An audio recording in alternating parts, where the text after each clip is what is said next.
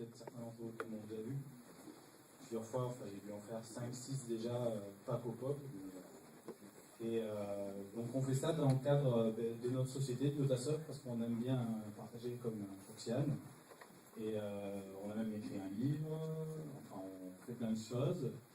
Et nous on travaille essentiellement, donc on fait du service, on fait de l'édition de logiciels, et on fait de la R&D.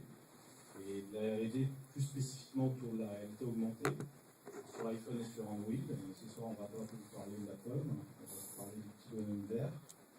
Et des différentes possibilités qui sont offertes avec des systèmes qui sont présents et disponibles pour tout le monde.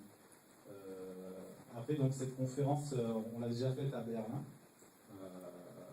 Bon, elle a un petit peu évolué depuis, mais donc je vais laisser la parole à Sébastien.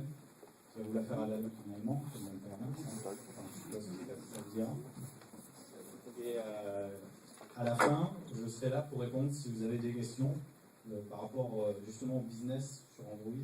Parce que je sais que c'est une question qui revient souvent. Parce que nous, on vit d'Android aujourd'hui, et on est 15. Donc voilà. Enfin, si vous avez des questions, je serai là pour répondre. Bonsoir, merci pour l'introduction. Et merci pour la présentation, la première présentation, qui était très intéressante. Et moi, je m'appelle Sébastien Claudet, je suis allemand à la base, donc j'espère que tout le monde va comprendre ce que je veux transmettre. Donc voilà, en fait, vous avez déjà vu Ludovic qui a parlé un peu du Microsoft, et il y a aussi, il y a aussi Johan qui se cache. Et voilà, on travaille sur plein de sujets, surtout Android. Moi, surtout réalité augmentée, mais on travaille aussi sur les 3D, 2D. On travaille beaucoup avec Unity. Et Ludovic aussi pas mal sur les formes. Donc, si vous avez des questions, quoi que ce soit, n'hésitez pas de me poser des questions aussi sur le business, etc. Donc, voilà. Mais moi, je vais parler surtout de la création des applications de la réalité augmentée sur Android, particulièrement sur l'utilisation du SDK des Qualcomm.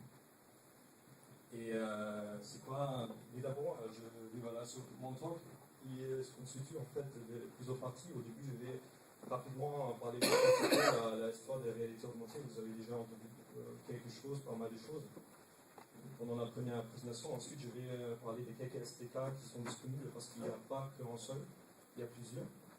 Et ensuite, voilà, moi personnellement aujourd'hui, je vais surtout parler de l'utilisation du SDK Qualcomm sur Android. Et Qualcomm propose également une plugin pour Unity. Unity, c'est un logiciel de création d'imprimante 3D pour Android, notamment, pas que ça. Et il y a un plugin, et voilà, ça, vous pouvez l'utiliser également. On a utilisé, et je vais partager notre expérience avec vous et présenter à la fin du jeu. On a 2 prototypes de jeux, on a mis en place, et aussi un peu notre vision de réalité augmentée, comment on voit la future de réalité augmentée. Donc, je commence avec une petite story of mobile AR. Parce qu'en fait, comme vous avez déjà entendu, il y a principalement 2 façons de faire la réalité augmentée. Une façon, c'est qu'est-ce que Atlef a présenté dans la première présentation, qui utilise des GPS et le compass pour retrouver la position de la caméra et créer un genre de repère pour afficher ensuite les données virtuelles au bon endroit sur l'écran. En fait, c'est ça, de toute façon, le principe de l'AR, créer un repère avec calculer la position de la caméra pour pouvoir ensuite afficher des données quelque part sur l'écran à le bon endroit pour que l'utilisateur ait l'impression de voir quelque chose dans la réalité. Et voilà, la première option, c'est utiliser les GPS et les boussoles. Ça, vous avez déjà tout compris, je pense. Il y a rien à rajouter, il y a Wikifeed et Léa qui proposent ça depuis un moment. Et en fait, il y a une deuxième technique qui permet de faire ça. En fait, cette technique utilise la vision, en fait, les algorithmes de la vision. Et le but, c'est exactement le même. En fait, on peut estimer et calculer la pose, la position et l'orientation de la caméra à un certain endroit pour pouvoir ensuite afficher un bonhomme ou le petit robot, un Android, etc. Donc, comment ça marche? A priori, la caméra, les aéros, ils se repèrent par rapport à l'image qui est une cible qui est posée dans l'environnement et qui sera filmée. Et cette image sera analysée et comme l'image est connue, la pose de la caméra peut être calculée. Et pour ça c'est une technique qui n'est pas vraiment nouveau. C'est une technique qui existe depuis plus de 10 ans. Et une des premières applications pour tester, c'était ArtToolkit qui utilise ces genres de cibles. Et vous voyez bien, ces cibles, ils sont très très particuliers. Ils sont un cadre grand, noir, qui peut être très bien détecté par rapport à la caméra. Et ensuite, comme le système connaît exactement la géométrie de cette cible, elle peut traiter l'image, détecter la cible et calculer la position et l'orientation de la caméra par rapport à cette cible. Et ensuite, on peut afficher, superposer sur l'image des vidéos, qu'est-ce qu'on veut en fait. Des images 2D, des objets 3D, animés, quoi que ce soit. Et puis voilà, en fait, on a la première implémentation open source, c'était ArtToolkit, et ça a été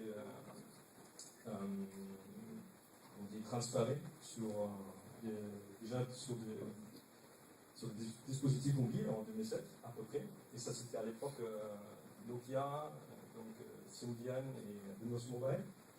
Et ensuite, en 2009 à peu près, il avait la première implémentation, le premier exemple sur Android, mais ça ne marche pas très bien parce qu'à l'époque, le trafic n'était pas très puissant et l'implémentation n'était pas très bien. Mais depuis un moment, il y a des autres SDK disponibles. Et parmi ces SDK, nous, on a aussi une implémentation qui marche pour l'instant seulement sur Android. Et comme j'ai déjà dit, en fait, il y a il y a une deuxième génération de SDK qui sont maintenant disponibles et qui n'utilisent plus qui sont des cibles tellement particulières et qui sont capables d'utiliser des cibles, des images pas quelconques, pas tout à fait quelconques, mais en fait, ces cibles, cet algorithme, ils peuvent se réparer par rapport à des points d'intérêt qu'il peut détecter sur l'image. Ces points d'intérêt, ils sont des points de silhouette, des points très particuliers qui peuvent être détectés par les algorithmes et qui peuvent être retrouvés pendant plusieurs images qui étaient prises par la caméra dans la vidéo. Par exemple, ça c'est une application, on a mis en place l'année dernière. En fait, ce point il s'appelle Natural Features. Ce sont en fait, cette technique utilise des features sur l'image. Et c'est pour ça on n'a pas besoin de mettre une cible particulière, mais on peut prendre n'importe quelle image. Et l'année dernière, on a mis en place une application pour un bouquin qui était la rire du futur de Bernard Werber. Et c'était principalement ou entre guillemets qui a mis ça en place. Et sur ce bouquin, on a en fait intégré une vidéo. Vous voyez normalement maintenant de Bernard Werber qui salue tous les gens qui utilisent.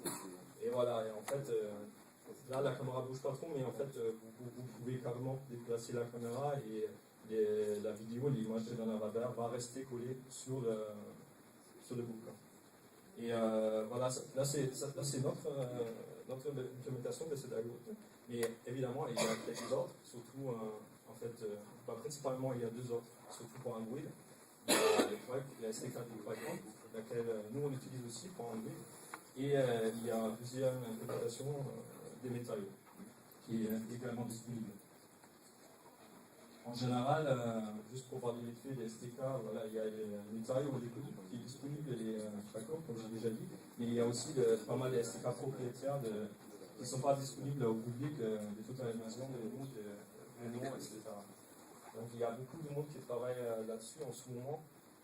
Et par contre, il y a très très peu de librairies de SDK disponibles. Donc, comme le SDK de Qualcomm est disponible depuis octobre l'année et c'est assez robuste. C'est gratuit, on s'est lancé dessus. On a utilisé pas mal. Et en fait, c'est une SDK qui est pour l'instant, en fait, qui permet de créer des applications de réalité augmentée sur Android, sur des cibles avec des natural features. Et ça marche pas seulement sur Android. Maintenant, la liste des dispositifs qui peuvent être utilisés est beaucoup plus large. C'est pas que le Nexus One, maintenant c'est aussi Galaxy Tab, etc. Donc ça devient plus grand. Et en fait, il y a 2 semaines ou 3 semaines, il y a la version 1.0 qui était sortie. Et il y a 2 options d'utiliser le SDK. C'est une fois avec la Android SDK, comme d'habitude, mais vous pouvez aussi utiliser le plugin avec le Nexus. Donc je vais commencer, je vais donner des exemples d'utilisation avec les SDK. Ensuite, je vais parler un peu de l'utilisation avec Unity.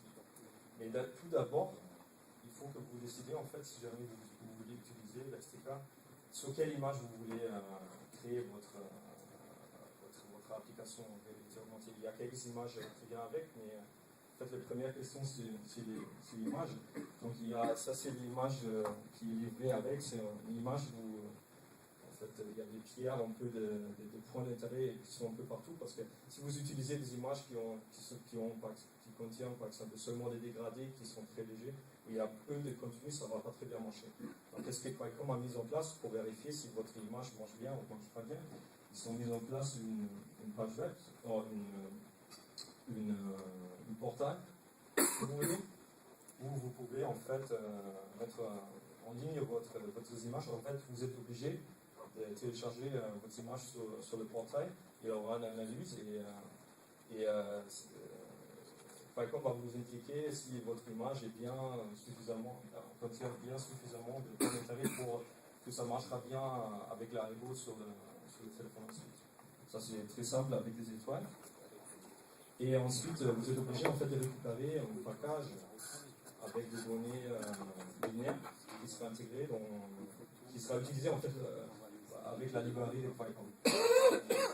Et donc vous ne pouvez pas utiliser directement votre image instantanément. Vous êtes obligé de passer par Qualcomm. Mais ce n'est pas très difficile. En fait, vous avez une image que vous voulez utiliser. Vous voulez mettre sur la portail de QDevNet. Ensuite, il y a une transformation, une conversion. En fait, dans deux données, le target.dat, ça c'est juste des données de forme très particulière, binaire, et en XML qui explique en fait parce que quel nom, quelle taille et combien de target en fait vous avez intégré dans cette package, parce que vous pouvez aussi mettre plusieurs images. Ensuite, vous récupérez ces données, vous intégrez dans votre SDK que vous utilisez sur Android ou sur Unity. Et la librairie QK va automatiquement prendre cette image en compte, calculer en fait une position par rapport à cette image quand vous évidemment filmez cette image et ensuite vous pouvez récupérer cette position en fonction de la caméra pour créer votre propre application. Comment ça juste quelques mots sur la API. La API, il y a plusieurs layers en fait. Évidemment, tout en bas, il y a Android. Ensuite, le layer qui permet d'accéder à la caméra et du rendu. Vous pouvez accéder aussi au tracker, c'est-à-dire vous pouvez changer certaines options dans le tracker qui permet d'utiliser en fait utiliser plusieurs images, vous changez certains paramètres. Mais il y a aussi en fait plusieurs variations de décalage, c'est-à-dire sur certaines images vous pouvez carrément intégrer des boutons, donc les utilisateurs peuvent appuyer sur l'image et ça va créer des événements qui seront détectés automatiquement par la SDK. Vous pouvez utiliser plusieurs images si vous voulez, qui seront bien évidemment aussi intégrées dans le package que vous êtes obligé de télécharger. Et vous pouvez utiliser des marques Astana, comme je montrais au début, avec des cadres noirs qui sont un peu moches et pas du tout adaptés. particuliers, mais qui sont plus robustes, si vous voulez ça. En fait, à tous ces niveaux, vous avez, comme développeur, accès. C'est-à-dire que vous pouvez afficher la vidéo ou pas, vous pouvez changer la pipeline du rendu complètement, si vous voulez, et vous pouvez faire ça au niveau du SDK ou même au niveau du NDK. Et voilà, utiliser plusieurs types de marqueurs de cible. Et comment ça marche? Maintenant, je vais montrer un peu de code. Je suis un peu désolé parce qu'il y a moins de code, moins de démos là en ce moment, mais le sujet est un peu dense. Et je veux après aussi parler de Unity, donc si vous téléchargez Qualcomm, le SDK, vous allez voir, il y a des exemples qui sont vraiment pas très difficiles, bien mis en place. Donc en fait, vous avez votre application standard Android en Java avec la fonction create qui fait l'initialisation de votre application, et là en fait vous initialisez avec le simple appel la librairie de Qualcomm.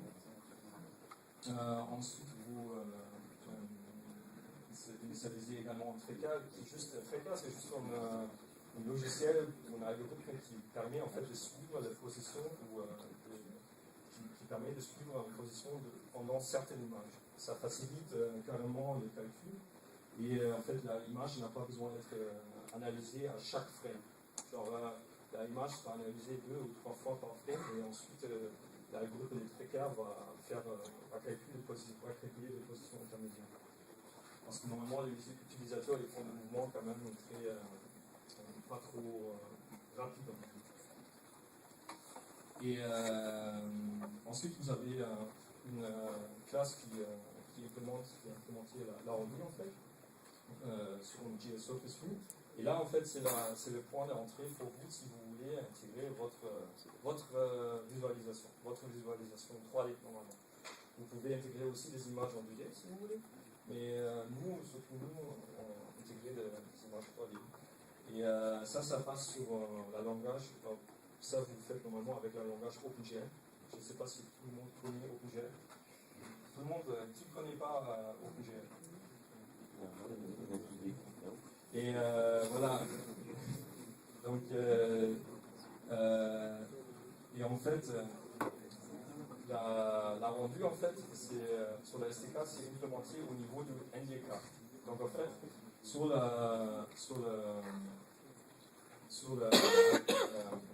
l'appel des droits à chaque frame dans le JS Service View, il aura un appel à une méthode qui est implémentée au niveau du NDK, donc sur C++.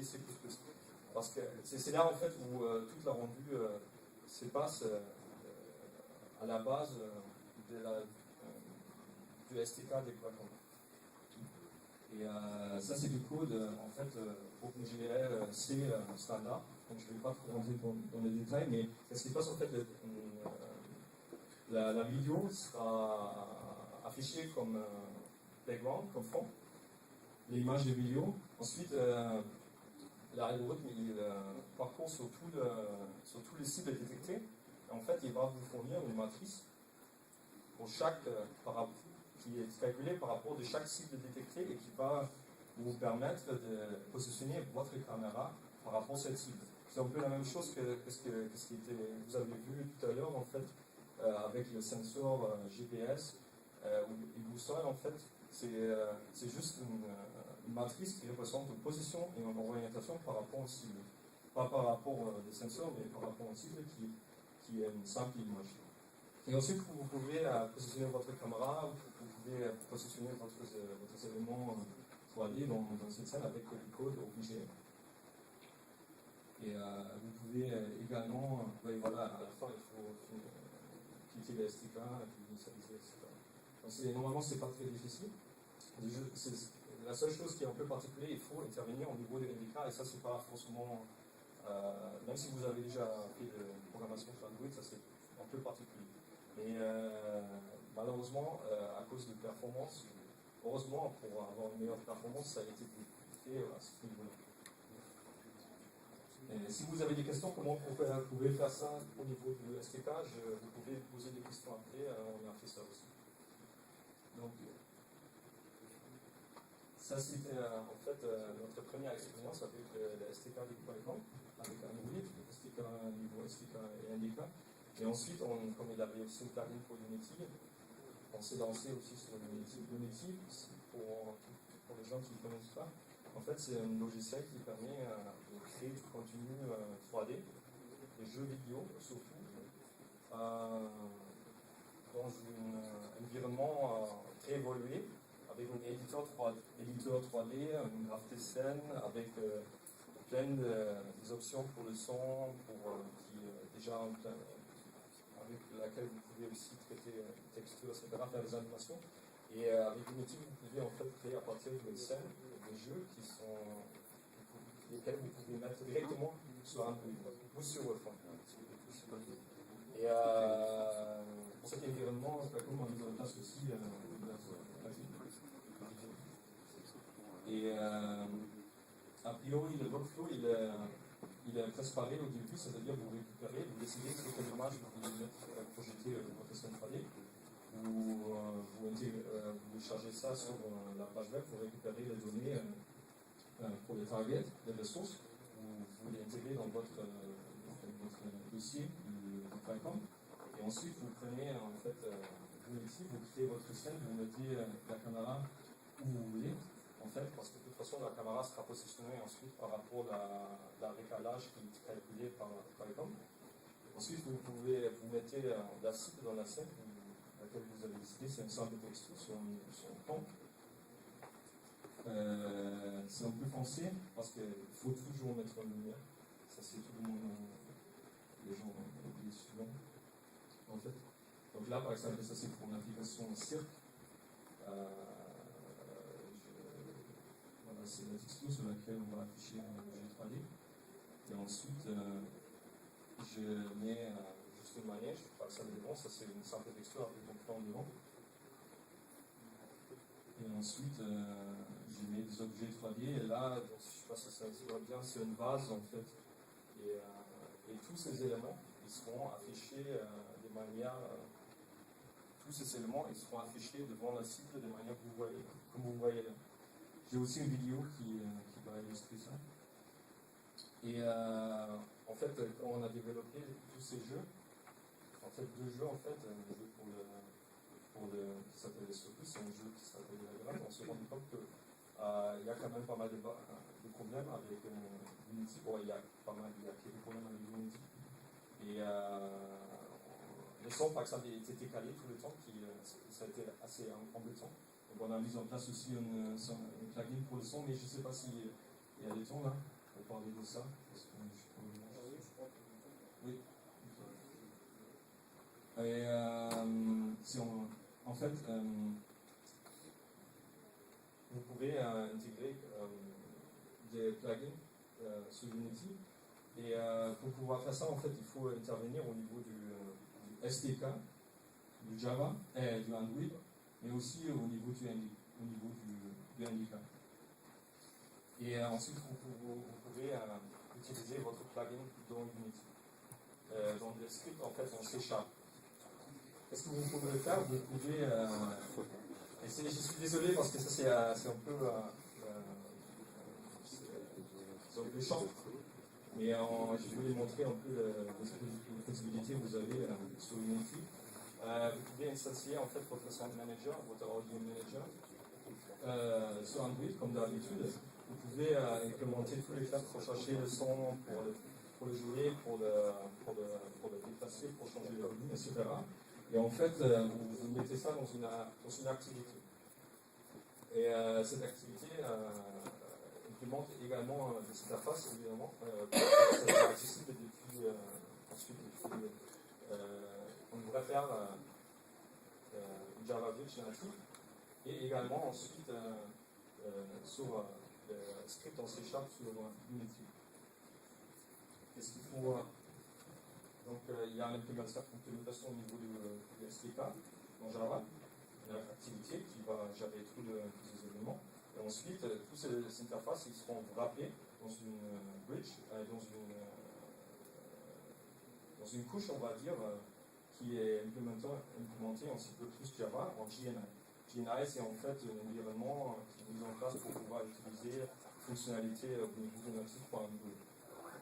Et dans ce niveau-là, vous pouvez récupérer l'activité d'Unity en fait, la passer sur votre activité que vous avez mise en place pour faire des boussons.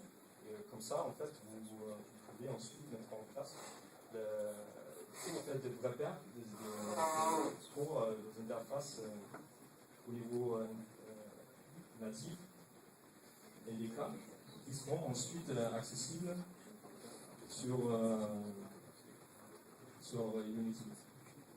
Et donc pour ça, comme ça, vous pouvez par exemple créer votre propre plugin pour Unity avec les sons, avec les accès allumés, avec le GPS si vous voulez faire ça. C'est assez propagé. Je me permets de vous, en fait, pour imager les choses, je ne sais pas si donc, Unity, ça permet de faire des applications dans un seul environnement compatible iPhone et Android. Mais le problème, c'est que ça avance pas aussi vite que les SDK qui sont fournis par Apple et Android.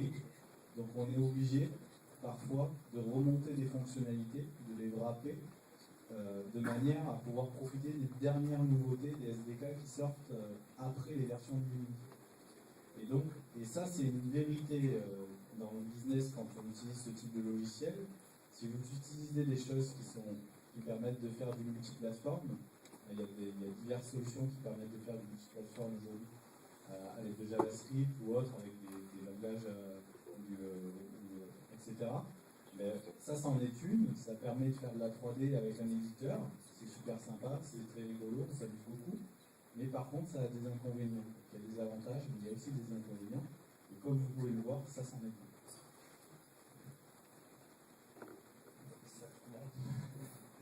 Donc là, c'est donc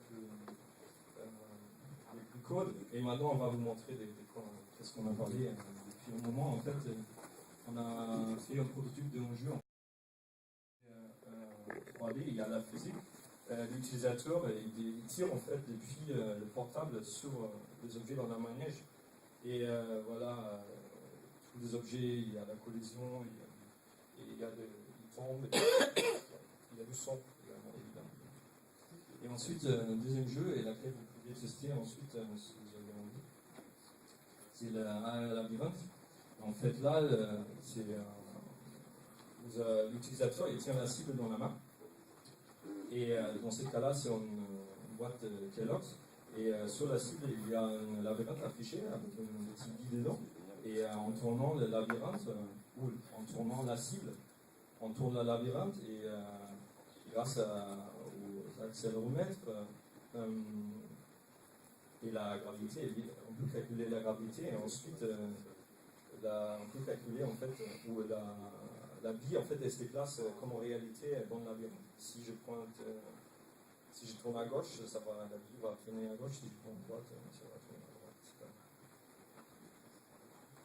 Et alors le plus frustrant là-dessus, c'est que donc, quand on a fait cette démo, donc il n'y avait pas les accéléromètres dans l'outil, et 2 semaines après, ils les ont sortis. Donc c'est souvent ce qui se passe, mais en même temps, si on veut avoir de l'avance, si on veut faire des choses un petit peu sexy, si on veut montrer des choses aux gens, cette démo en fait elle était présente sur le centre de .com au Mobile World Congress. Donc voilà, donc, ça nous a permis d'avoir une relation un petit peu privilégiée avec Qualcomm. Mais voilà, si on veut faire ça, il faut s'en donner les moyens. Et c'est aussi pourquoi j'ai parlé du clavier pour Android, parce que c'était vraiment embêtant de ne pas avoir les sons, les propres sons sur Unity. Parce que si vous avez un jeu comme la deuxième, si la bille elle touche les autres objets et le son il est juste en instance après, c'est pas bien. C'est vraiment pas bien pour un jeu, aussi pour l'expérience utilisateur. Donc c'est pour ça parfois il fallait faire ce effort-là.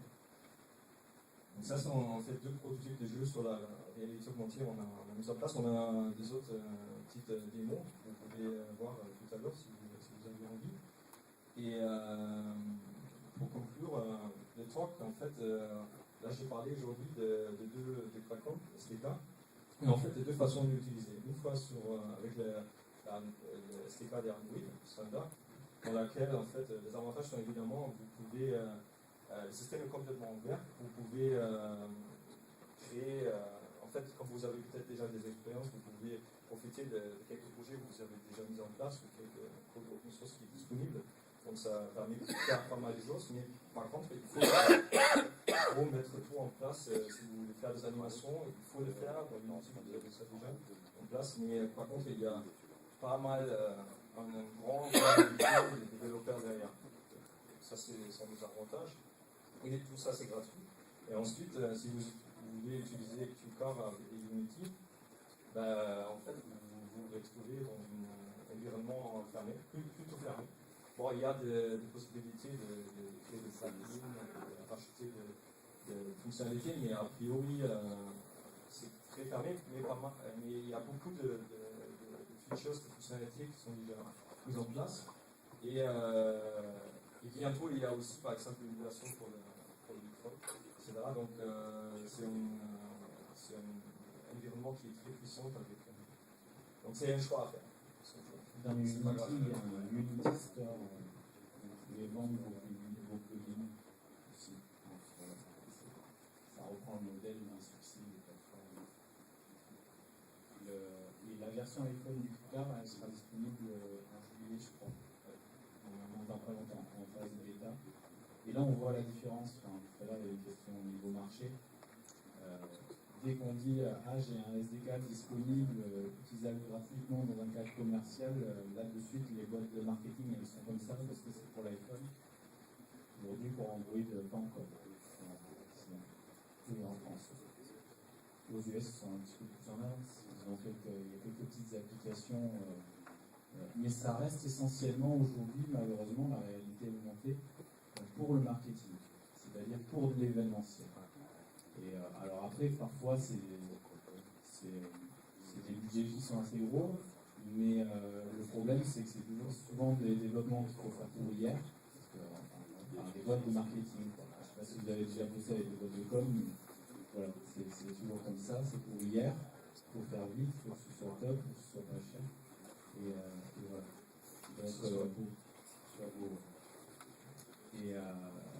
Donc voilà, donc on espère, enfin nous, ce savoir-faire-là, on l'utilise par ailleurs sur la R&D, mais plus pour l'année prochaine. Mais côté service, on espère que si la fin est arrivée, avec l'arrivée notamment de Picard sur iPhone, on arrive à rendre du service assez facilement sur la réalité augmentée. On en fait un petit peu, mais pas énormément, comparé au reste, comparé aux boîtes à boutons. Voilà, donc on verra, enfin, si on fait une autre conférence à la fin de l'année, on vous dira si ça a apporté ses fruits ou pas. On va passer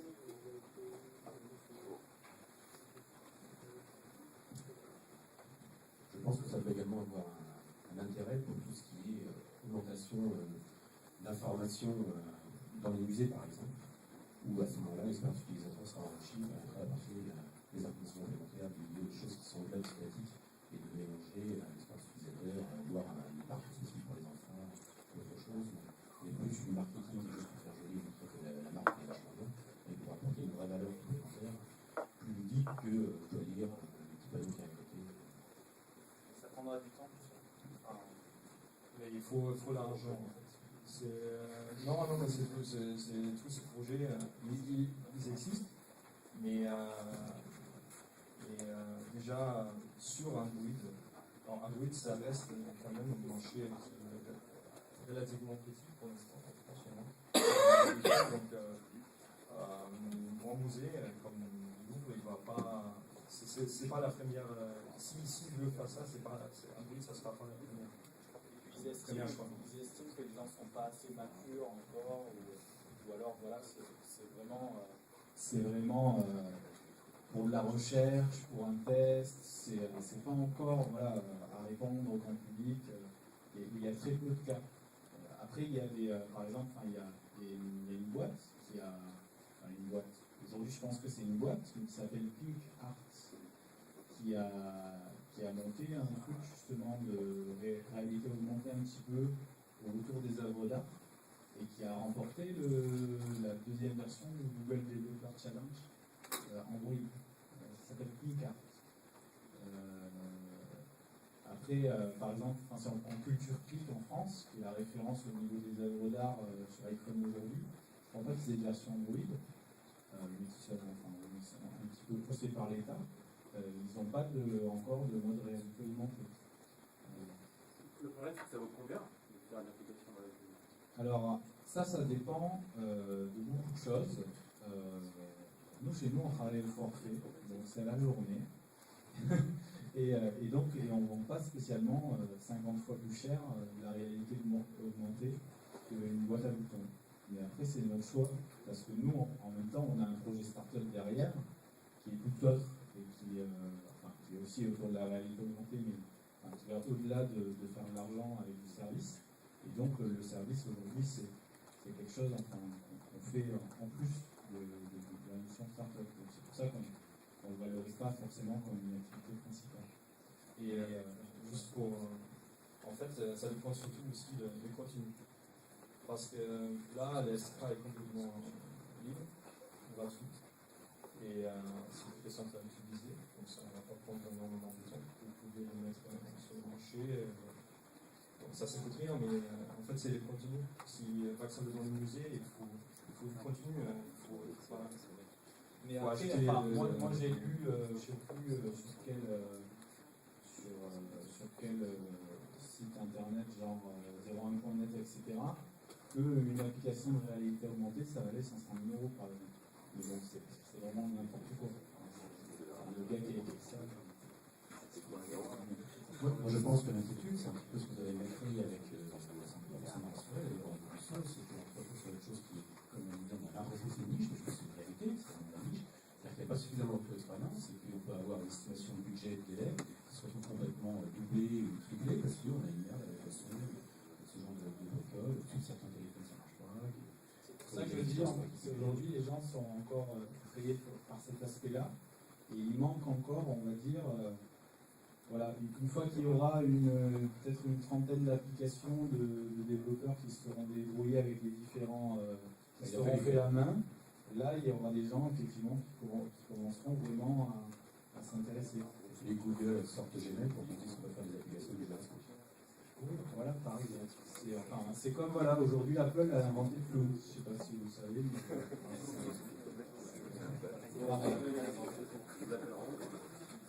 on y reviendra peut-être tout à l'heure, parce que les visas ne sont pas arrivés, il va falloir trouver plein de sujets de discussion. Est-ce qu'il y a d'autres questions? Je vais encore parler d'un suivant. Le problème, est-ce qu'il n'y a pas du fait que, à chaque fois quand vous parlez de réalité augmentée, vous parlez faire une application. Faire une application. Ce qui ne serait pas intéressant, ce serait pas plutôt faire une application générique, vous voyez ce que je veux dire, qui permet de dynamiquement faire de la réalité augmentée en temps réel, pour n'importe quelle situation. Je ne sais pas, par exemple, moi je choisis d'avoir 15 médias en voile, et je leur fournis un abonnement, et quand ils veulent faire de la pub, il suffit de se balader. Et j'ai pas besoin de refaire une application à chaque fois pour. Oui, bien sûr, enfin avec un service REST derrière, on peut faire des choses comme ça. C'est possible. Mais là, non, puisqu'il faut avoir préconfiguré, je dirais. Ah non, mais là, enfin, on peut tout à fait mettre une surcouche qui permet d'ajouter des trackers à la volée ou des choses comme ça. Enfin, et après, c'est du développement au sens framework Android, tout ça. Et c'est tout à fait faisable. Mais moi, faire ça, c'est un projet startup. C'est pas un projet. C'est pas le nôtre. Nous, ça tourne autour d'un autre domaine.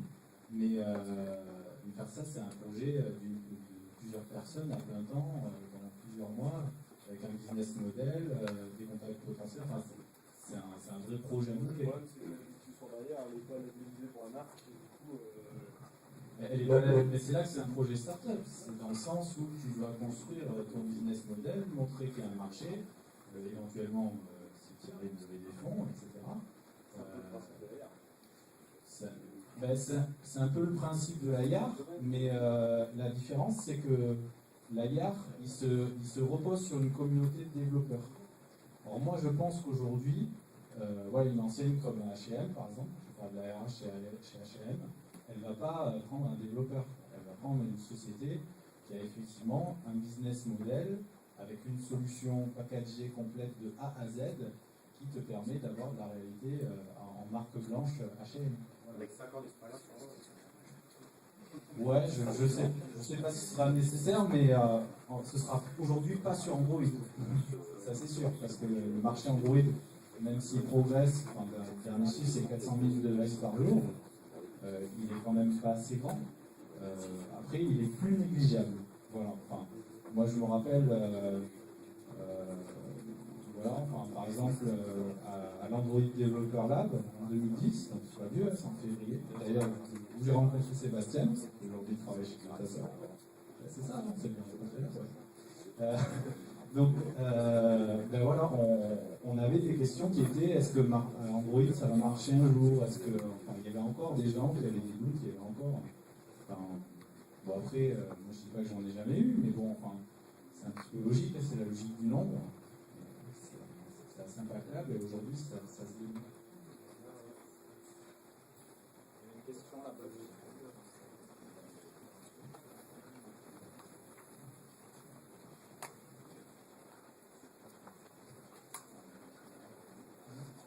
Aujourd'hui, les targets, obligatoirement les fait compiler sur le site de Welcome.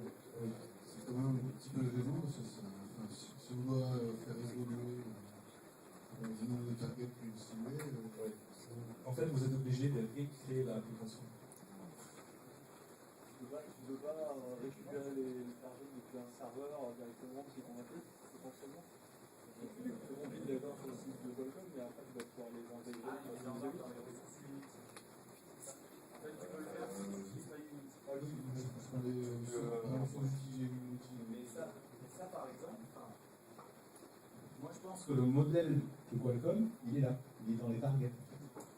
C'est-à-dire que leur truc, il est gratos, mais je pense que toutes ces targets, un jour, ils vont en faire quelque chose. Moi, je sais pas. Non, ils sont pas droits en fait. Ça, c'est. Ouais, je sais pas. C'est pas aussi simple. Pour l'instant, ils veulent faire gratuit, à terme, faire. Mais ils veulent que tu utilises leur système tout le temps. Ils veulent que tu utilises leur système. Pour eux, il n'y a aucun intérêt que tu sois capable de faire ça toi-même parce que tu n'as plus besoin. En fait, tu as toujours besoin d'utiliser leur truc, mais tu peux faire ton petit environnement que tu fais évoluer comme ça. C'est pas dans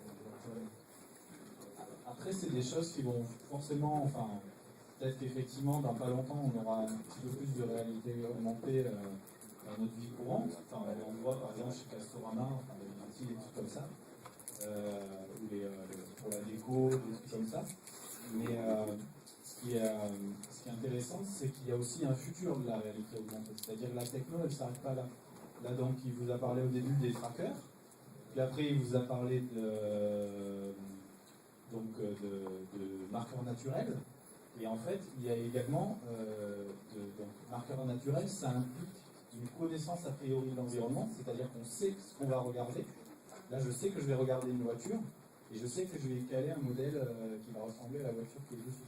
Et donc, je change la couleur. Alors, on a même des trucs, alors, je ne sais pas si celle-là le fait, mais on a même des trucs pour changer les jantes, changer les phares, des trucs comme ça. Donc ça, c'est des choses qui vont intéresser par exemple, certainement des constructeurs automobiles. Parce qu'aujourd'hui, quand vous allez dans une concession, des voitures, il y en a 3, 4, 5, mais sur le catalogue, il y en a 20, 30. Et votre couleur de la voiture, vous la choisissez sur un tamponnier, sur un carré. Et peut-être juste pour rajouter là, en fait, si vous voulez, là, on n'utilise plus en cible 2D comme image, mais on utilise les environnements eux-mêmes pour calculer la position de la caméra et ensuite intégrer les objets virtuels. J'aurais une petite question. Non, j'avais juste une question sur un monde qui disait que le SDK des Qualcomm, ils fonctionnent que sur les processeurs Qualcomm ou ils font une sur les autres? En fait, ça, au début, pour la version bêta, ça c'était des cas, mais maintenant, ça marche aussi sur le processeur. En fait, sur tous les processeurs, sur tous les mobiles, on a testé, ça marche. Entre autres, les tablettes dégradées, etc. Ah, ça, on n'a pas testé. Là, sur les tablettes, T-Grade a fait quand même les 3 quarts du marché, et Qualcomm est un peu à la con sur les processeurs. Il y a Texas Instruments là aussi, il y a plein de téléphones qui sont sortis du Texas.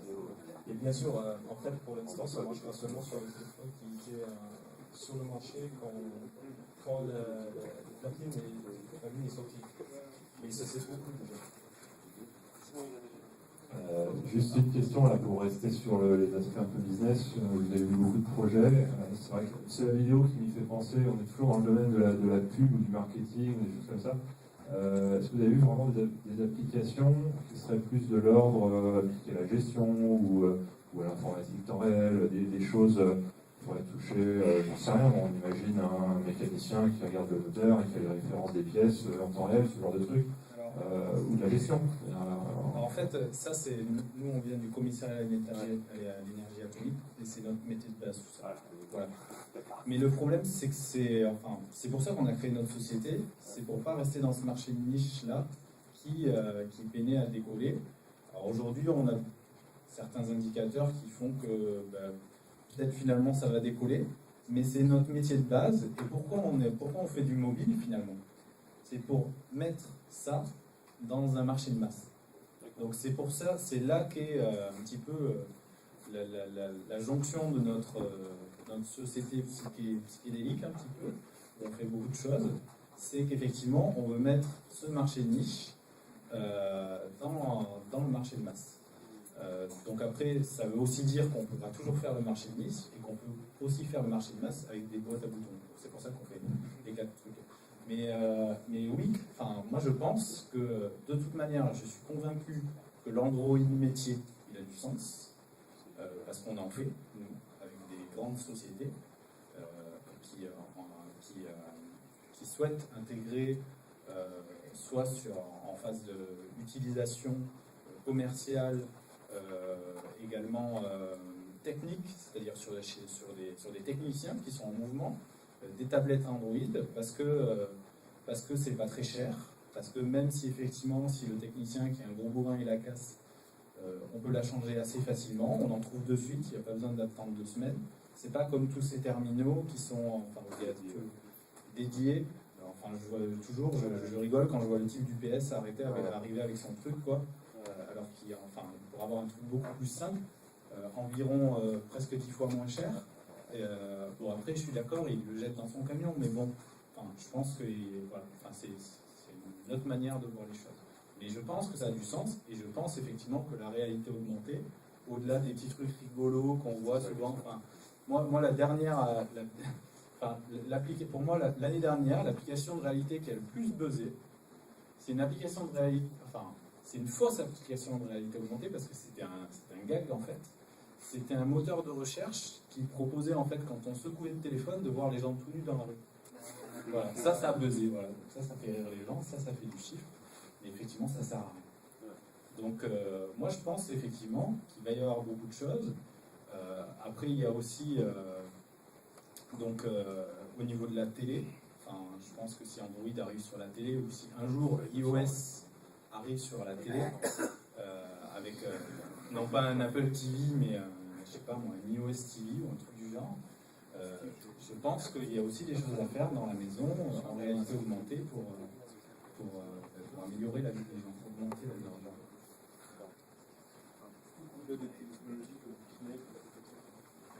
Alors, nous on fait du Kinect aussi et c'est assez intéressant. On a fait des choses assez rigolotes. Pour l'instant on ne peut pas montrer, c'est pas trop Android. Mais oui, avec du Kinect, tu peux faire des choses vraiment très très sympas.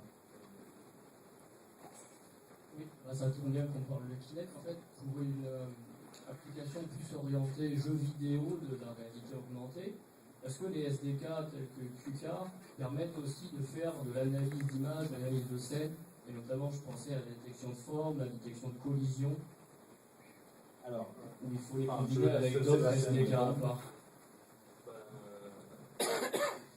La question simple, c'est non.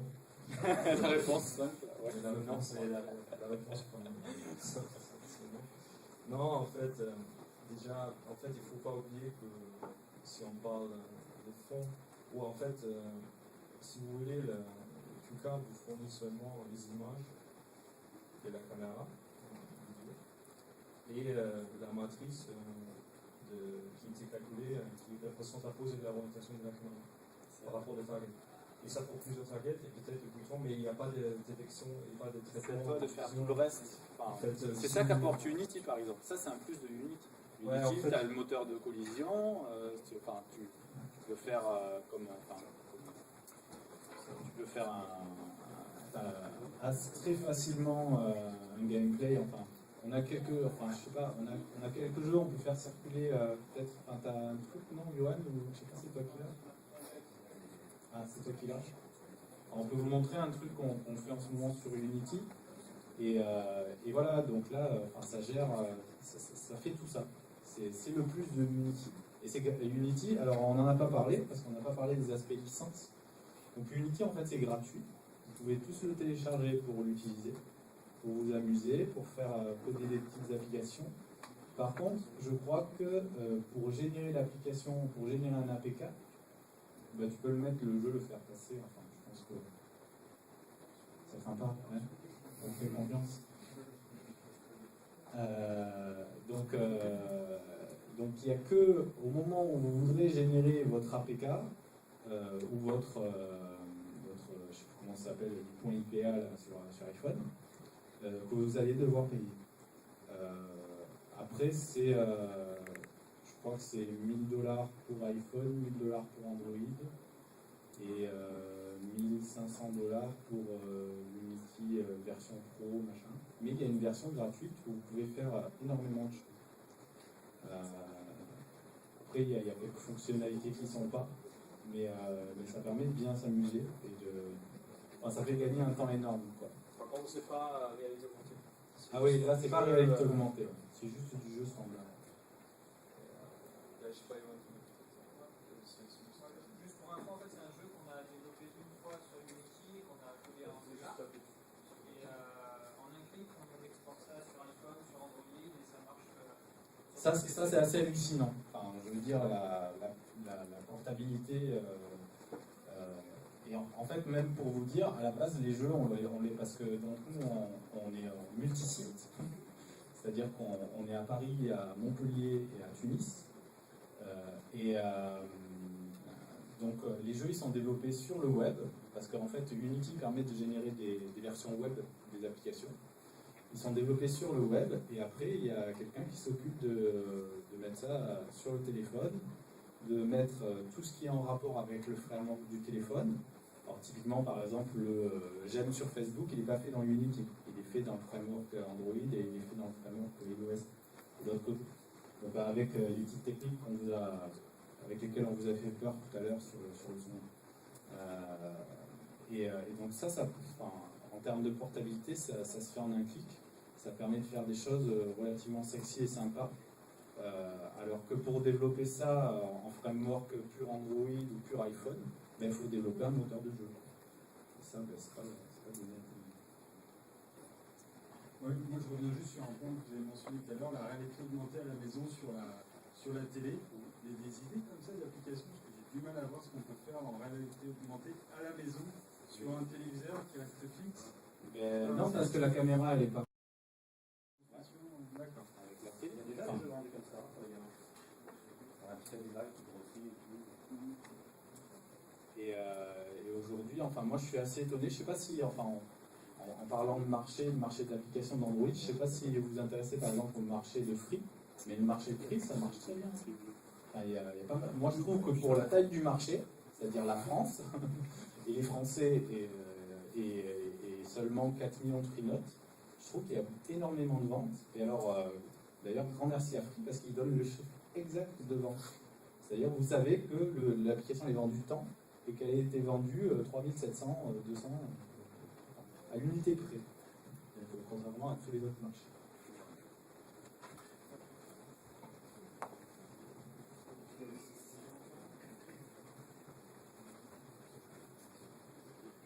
Est-ce qu'il y a d'autres questions? Non? Je crois qu'on peut vous remercier.